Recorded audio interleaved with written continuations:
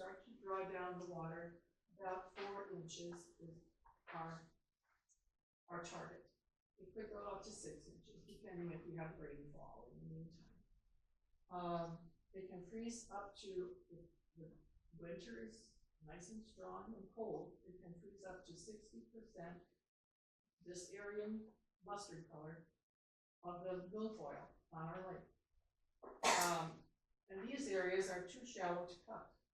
They're, most of them 3 feet or less. And as far as chemical treatment, the only areas we've been allowed to do chemical treatment are in this Finger Bay here, and this bay, Southwest Bay, I guess I'd call it. So Finger Bay, Southwest Bay. So there's a whole lot of area that we cannot cut or chemically treat. So to deal with the milfoil, the drawdown is a good option because it also doesn't cost much. It costs the monitoring of the dam and making sure that this happens through the fall. There's no on the back side is the data analysis that was before and after our drawdown. You can see that big black bar in between. That's when the drawdown occurred. And you can see that the Eurasian water milfoil was at 47.9% in the lake. Then it was 45%, 47%, and then after the drawdown, it dropped to 26.3. Now remember, this is a mild winter. It wasn't even a freeze it all out winter. And even then, and there was no treatment that spring. And then as you go on to the next year, 21, 22, it still stayed at 32.1%, 32.6%. There was no survey done. We are fortunate that Jefferson County does surveys for us. We pay them a pittance. And we are very lucky. Not many lakes have this. This spring, we had a very unusual winter and spring, very warm. It dropped down the milfoil to 10.7%, completely unexpected. We would have expected it to come back. Now, what happens if you look at the native plants right below the Eurasian water milfoil, they were at 54, then jumped to 70 after the drawdown because the milfoil wasn't there, and they crowded out the milfoil. Now, as you go forward in 2024, you can see they were at 96.7%. Now, our guess is that what happened is because of the warm so early, it gave the natives a chance to grow faster and earlier than they normally do and crowd out the milfoil. Now, that they are seeded, they seed themselves. That's how natives grow. Milfoil are rhizomes. They're more like bulbs, that type of thing. So, any questions at this point? Well, no, but I'll make a comment. It looks like it's going towards the positive here. Yes, but again, we think it could be an anomaly. So we're going to be waiting until this spring to see. I mean, we're asking for the drawdown Next spring. Yes, not this winter, next winter. But it will depend on what we see in the survey. If the survey is showing it this low, well, why would you do it? We wouldn't. So it would be provisionally. So let me ask you something. The DNR gives you okay to do this, correct? It's the village who. Well, they got the final say. They have the final say. But don't you have to apply to the DNR for something or get some type of approval from the DNR to do this? We would have to have the village agree first because they're in control of the dam. The reason I mentioned and then it goes to the DNR. I went to a seminar here about a month and a half ago, and for those permits for lake drawdown, we were talking about some with the DNR sometimes 2 to 3 years to give a permit. We haven't had that experience. That's why I'm asking. It's right. kind of like it's rolling over and rolling over. Aaron Cox is in charge of the DNR, and I've had conversations with her this summer. And in the past, it hadn't been. Have You do have need some applied for- time. Have you applied for the permit yet? Oh, no, we wouldn't. You don't apply until you get the approval from the village. I mean, we talked to them about it, they know, you know, that it would be coming, but they have a portion of time too. I mean, it's about 60 days that you're gonna need to apply for it before you actually would do the drawdown. So you're saying, once you apply for it, let's say the village, let's say these skyrocket again. One goes up and one goes way down. Because one's a low number, one's a good low number, a high for the other one. You've gotten feedback from the DNR that all will take you, the permit is 60 days versus some of these other communities saying 2-3 years. Yeah, they were saying that.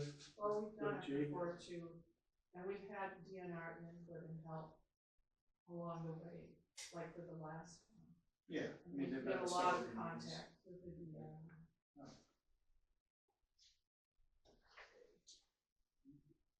Do you have Can any I ask a thought couple? questions? Yeah, Sure. a couple questions. Some of these numbers add up to 100%, and some of these add up to way more than 100%. Is there something that I'm missing in the percent of plants? Like being less than 100% to me means there would be other things besides just natives and milfoil. But Okay, where are we? like 2024 is 100. There's 10 and 6. He's adding the milfoil and the native plants together Right, in each year and coming up with more than 100%. in some of the years. Like 2024. Correct. And The rest are pretty right on. That one. have you guys? I didn't even think about it or look at it, but you're right, I mean, the rest are adding up right. Maybe I, Should that equal 100%? yes, I mean, we're asking because we don't know, not because we're disagreeing. yes, it should. And So going back to what, I'm thinking the natives are probably supposed to be more like 89 or something. going back to what Dave mentioned, beginning with the village voted to table it because what were they? wanted more detailed plans. We didn't have, they wanted to know more about how we would, well, one thing was mussels, and they were concerned about the mussels. Some of our members were too, of course, and that's why one of the meetings, we had a mussels expert come, or actually we had it on virtual meeting, and talk to us about how we could make sure that we could rescue them, so they wouldn't get trapped and left behind and die. So, they wanted more information along that line, and the mechanics even, you know, to make sure that everything went smoothly with, you know, superintendent of public works. You know, that we would have everything, we'd all be agreeing and working together to make it as smooth as possible. We learned some things from the first time around. Some things like monitoring for desaturation in the lake or downstream, and Versus a lot of discussion about that, and they've actually made some proposals that they can do both now relatively easy and relatively cheaply, so it won't cost anything more to do. So coming up with a more detailed plan that I think there was some controversy about whether that was the most adequate thing to do. This way they'll get monitoring both places and should be able to protect the fish population and be alerted if the drawdown's going too fast. However, because a river runs through it, you know, there's very little chance that there's any oxygen depletion. Yeah. And they knew that right from the start, but just to be extra safe. So what I'm hearing here is you gotta get the information together, I'll say it this way, to appease the village board and answer their questions. Is that what I'm hearing? I think, right, I think once they see your plan, and we're working, we had the superintendent of public works with us at our last meeting. We have DNR and Jefferson County also, the last meeting.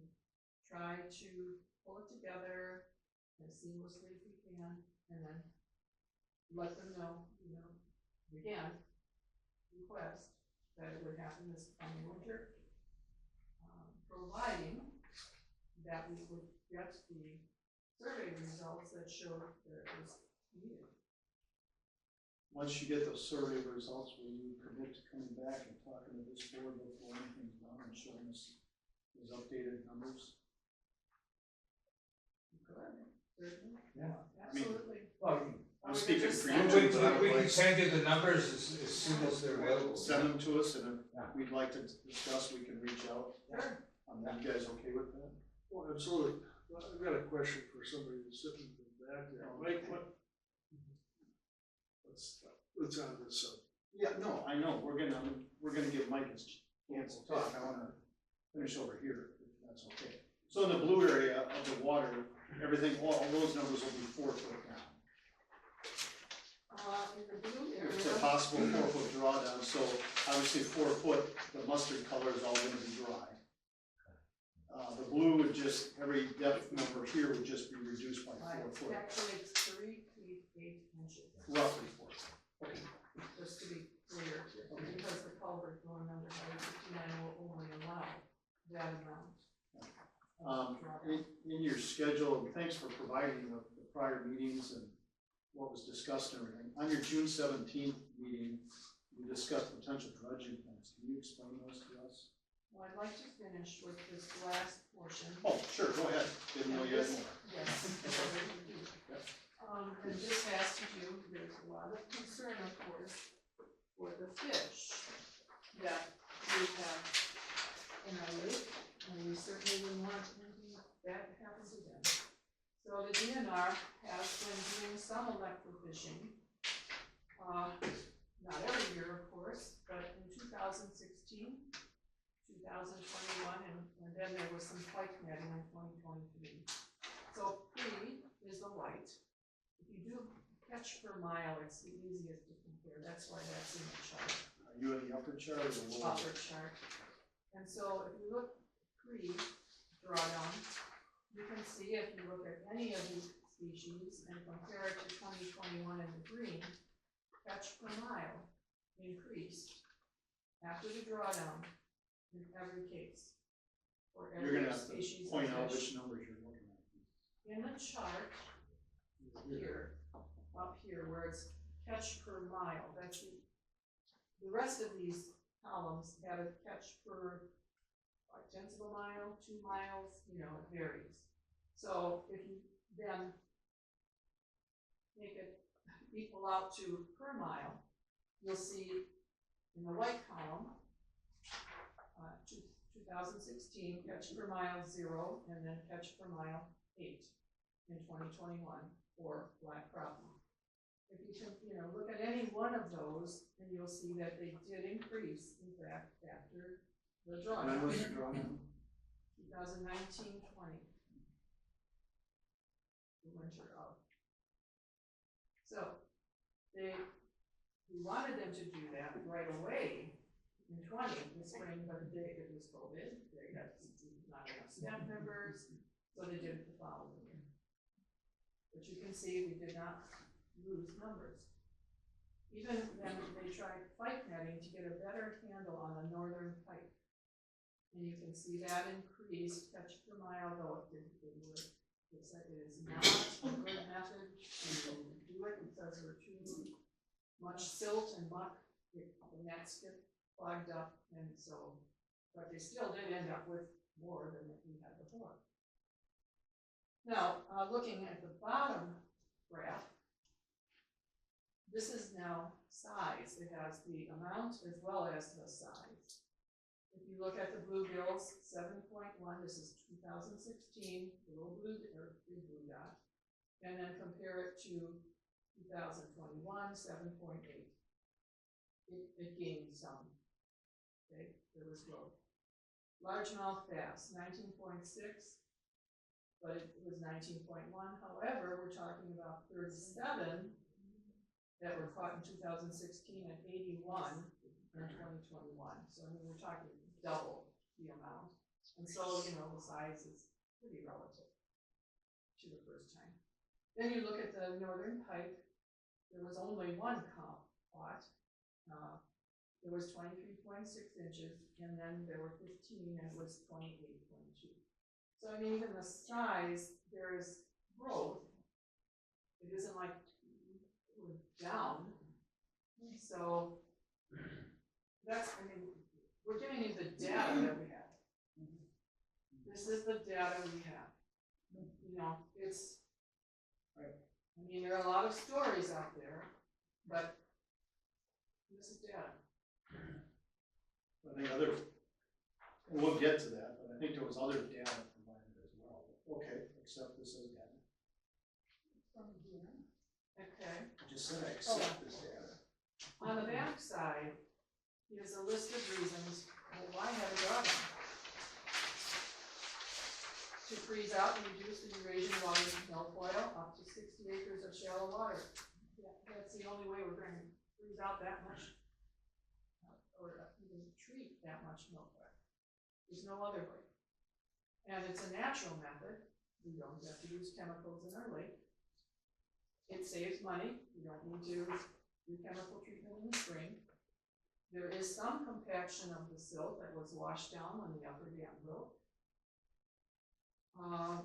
Dredging is affordable when there's a drawdown for some of the men that want to get rid of some of that silt that came down when the dam broke. And improving the fish habitat because it thins out the plants where small fish hide. You kill the milfoil, and that leaves some natives, which is better for the fish as far as eating, and it's not as dense. To concentrate the fish in a smaller area so that panfish are more available for bigger predator fish to eat. I'm talking about during a drawdown. They're in a smaller area, and the bigger predator fish can have at it. And overall, it improves the appearance and quality of the lake so that property values are increased for all of us, town and village, along with the tax base. And it's just the perception of the community. You know, when it's looking good, everybody thinks well of the lake and the community. This is what you see when we drive into town on 59. So, are there any other questions? Well, I would agree with that, the way it looks, because back 40 years ago when I was a kid, 50 years ago, there was no weed in the lake on the east end. You know? The lily pads have taken over, the milfoil. I think it's just, yes, absolutely. Good weeds are bad. That weeds are bad everywhere. Well, yeah. They are impede navigation and appearance. No doubt. You ask questions now? Yes, please. Can you explain, or not explain, can you talk to us about the July 17th meeting where you talked about the dredging plans? What are those plans?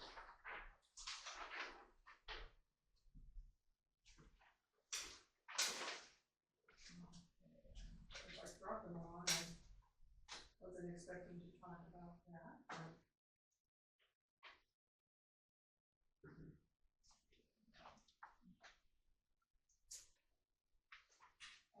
There were, well, I can use this map to show you that there are properties in the Finger Bay, and the South Bay, and then over, there's Dave's property here, and another one, yep. There's Another three, one there. yeah, there's 3 town properties in that little area to the east, or to That the are west, interested. rather, yeah. And so there are about 16, and I get calls from others that might care to be, they're not on the permit, but they have their own permit, but Aaron Cox happens to be the dredging and the drawdown DNR contact person. So I've talked to her about that we could add on some, but they'd have to have their own permit. But I've got a lot of documents. I mean, there must have been 15 or so that had to be put together in order for us to be approved for this permit. And we did get a permit, but the winter was too mild for us to dredge. So. The last time. The last time, right. So she has extended it because of COVID, for one thing, until the winter of 26. through that winter. And we have, a contractor that would come in, and dredge out, they truck it out, it would go to,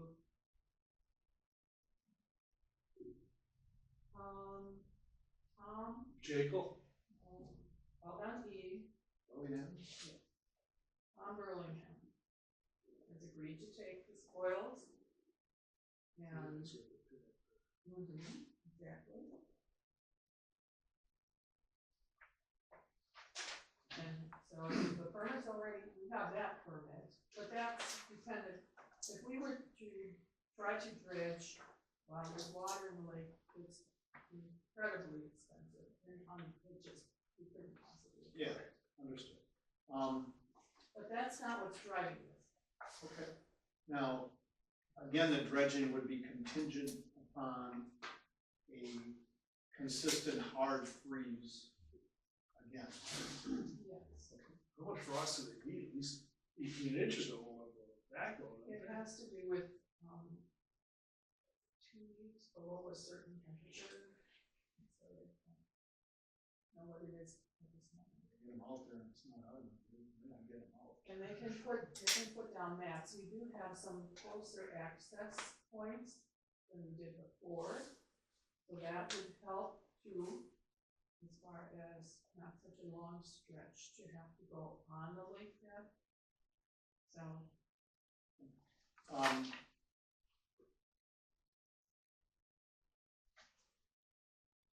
So what temperature does it have to be at? You said it's a 2-week freeze, but how hard of a freeze? I'm sorry, I don't. There's no metrics or stats? Yes, there is, but I can't tell you what it is this minute. That's something that would be good to know. Okay, so some other. Those are some of the details that we're trying to Putting get. together right Yeah, now. we're trying to finalize and update the plan, although that's what for the drawdown, The plan is. the plan is. But we can get that information for, Great. I know the committee has another meeting on the 20th, Correct. for just the committee. Yes. Is there a date set yet to take it back to the village? No date yet set. kind of waiting for the holiday stuff to cool down, for like, So, the town, a lot of the agenda. okay, so Budget. the milfoil is way down significantly, the native plants are way up significantly. May or may not be an anomaly, like you said. Okay, we'll see in the spring.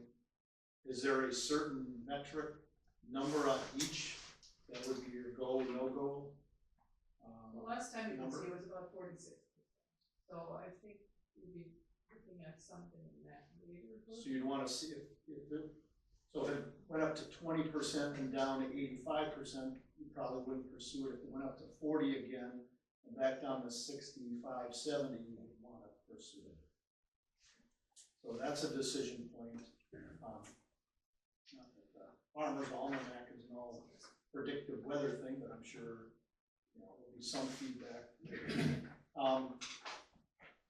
Any other questions?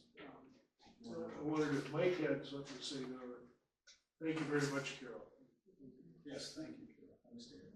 And you're still part of the conversation. We're not shutting it down. Okay, start off with the ad hoc committee information. Bill Holcomb is not a Lions Club member. That's Right, number one. he's a community member. Yes. Basically, the committee was made up of 4 Lake District residents, 2 from the village, and 2 village board members. All of voting, the village board members pretty much abstained. How many town members, town residents were on the committee? Just one. So I do have that. Again, at the time of the recommendation on August 14th, the committee was not aware of this only 10% milfoil in the lake. That was brought in later. Because we didn't know. Right. And again, if you're looking for the 2025 survey in the spring, this is how late we got that information. It's not till after August 14th. How are you gonna determine that you wanna bring the lake down in 2025, 2026, if you don't have that information until August 14th? Well, they know how important it is for us to get this information. So they would be letting us know, even though we might not have it all tabulated and formulated and so on, they would let us know. Because we do have a survey that's done pre-chemical treatment, which is usually May, end of May, June, somewhere in there. So they would have a feel for it then. They would have an idea which way it's going. And your comment was, you don't wanna drain the lake until milfoil gets a what percentage? Well, we're thinking about 40. About 40? Mike, I'm sorry, do you have one question? As a Lions Club member, what impact has this had on the last drawdown? What impact did it have on the Lions Club and your, I think your largest fundraiser, your fishery? Well, basically is, Lions Club stopped fishing there since 1992. And the biggest thing that we've seen, I guess they don't consider this documentation, the Lake District, but our fishery, on the average, we bring in anywhere from 8 to 20 legal northerns, big fish. A legal northern has to be 26 inches long. It takes a fish between 7 and 8 years to get that big. After the drawdown in 2022 and 2023, at those two fisheries, we had 2 legal fish. All kinds of little guys. There's no doubt about it. There are fish in there. But what happened to all the big fish? Did they die off of oxygen deprivation? Did they go over the dam? DNR come out and no answers. Evidently, these statistics aren't good enough for these people, but I've got all kinds of fishermen out there, and for the past 20 years, we've always caught that many fish. So they don't consider that documentation. I'd like to also mention that you haven't stocked the lake since. We stocked that was another thing, the big impulse in 2016. We did stock the lake in 2019. We put 400 extended length fish in, extended length northerns in there, $8 a piece, $3,200. That's why there's a spike from 2016, and all of a sudden 2021, 2022, you're seeing so many fish in there. Where's the fish that we stocked? It was 2018. You wouldn't have done it before that, because we were. All right, excuse me, okay, 2018, I stand corrected. The DNR has not stocked since, I believe was it 2019? 2019. They quit stocking northerns in lakes in southern Wisconsin. Blue Spring Lake doesn't get any fish anymore. We don't get any fish from it anymore. Why is that, Mike? Yeah. Lack of funds. They feel that the lack of, or the amount of fish should be able to reproduce. Right, they thought that we could reproduce on our But that's why we started stocking fish in 92, because that's all you would catch, a couple of little guys like that. There were a lot of weeds at that time, and a lot of small fish in there, which the bigger predator fish clean them up, and now there's more feed for everything. It just improved the total fishing of the lake. Also, it brings in canceling our fishery. Yes, it costs a big economic hit on us. Also on the bait stores in town, the gas stations in town, the restaurants and taverns. They all felt it, the lack of ice for that year. You'll be surprised how many guys you see down here ice fishing. And just to be frank with you, a dozen minnows cost you about $12, about $1 a minnow. It is a good business. And I see now that after reviewing this, you're down to 10% milfoil. We actually heard from the DNR that you will not get rid of all your milfoil. It's there to stay. And if we're at 10% and it's continually declined, I think a drawdown will be the furthest thing from my mind. Right, the survey, like you said, the survey in the spring will be a big indicator. Yes. Financially, what does the impact to the town and village, the Lions Club and your ability to give, what was, by not having the fishery that year, what did the Lions Club lose in, revenue? Well, we did have a lake-wide fishing contest up at Spoody's Tavern, but we lost like the bar, the food, and stuff like that.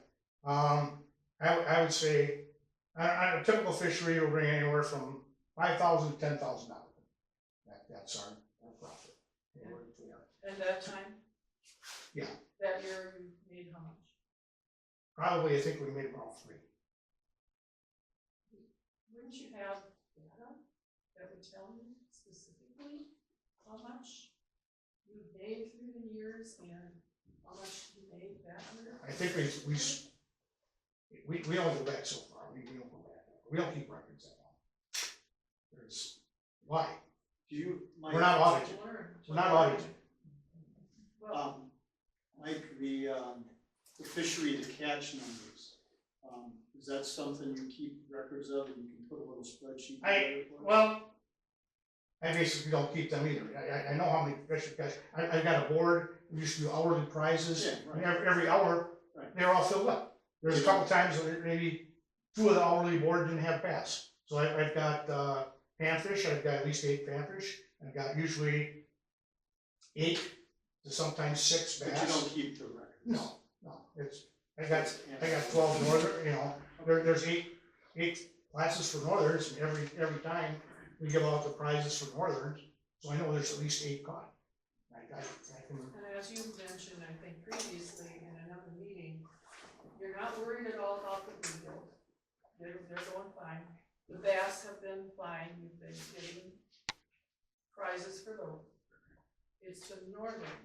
The large northern pike, and that's part of your chain. It can affect you down the line if you don't have enough large predator fish. That's why we started stocking in '92, because everywhere you can sit down here and catch bluegill after bluegill like that. You can just like this, and they eat up all the forage. But you were able, these were. It hasn't happened. This could happen over a number of years.